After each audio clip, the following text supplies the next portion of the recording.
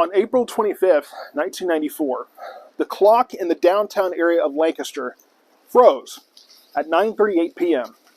as an F4 tornado blew through downtown Lancaster, destroying 80% of that downtown area, destroying over 200 homes, damaging more than 200.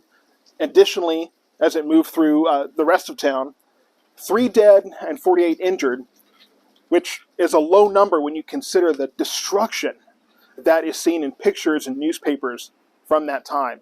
58 businesses were destroyed. The historic square was forever altered. If you look at the bank that Clyde Barrow robbed back in the 1930s, you can see where the brick has changed. The construction shows that there's old brick closer to the ground, and then you get higher up, where the second floor was almost completely decimated. You can see the change in brick of where new construction had to be added in. Over 80% of that total downtown area was forever changed. There's empty lots where businesses used to be.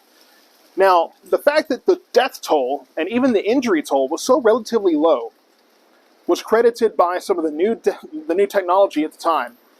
It was Doppler radar, some of the precursors to the technology we have now. The Dallas Morning News has a spread showing some of that imagery where you see the hook echo. You can see the velocity, where things that are on Ellis County weather all the time, where we see that circulation coming.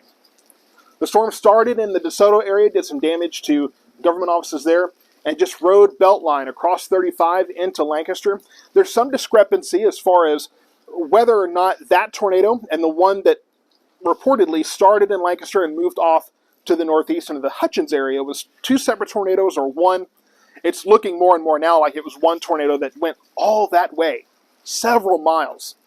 An F4 storm that modern technology in the mid-90s was able to, it was the first big test. The Dallas Morning News article shows that that was the first real opportunity to forecast a life-altering storm, and it was successful. And this technology we still use today. This storm was kind of a tipping point where we went from the lacking technology in the early 90s on into the technology we use now. Now, I remember a different day in Lancaster. I was working here on April 3rd, 2012, almost 18 years to the day. Another tornado came through the Lancaster area. It was a little further north from here, and we have dramatic video, the Dallas media sources do, of 18-wheelers, tractor trailers, being thrown around like a tantrum, like they're nothing. You come to Lancaster, the downtown area is thriving now. Lancaster is a bustling community. It's busy as ever.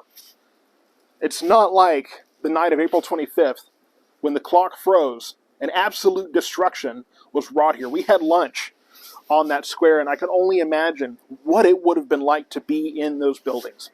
Come up to Lancaster, check out the downtown area, and you'll see the scars that are left over from that event. I appreciate you watching. I'm going to have more on this Wild Weather Wednesdays series. We're going to have interviews with storm chasers and other people in the weather profession, meteorologists from the TV stations and from different professions. And we're going to make this interesting. But this is the opportunity I have to educate about different opportunities and the impact they've had on weather forecasting today.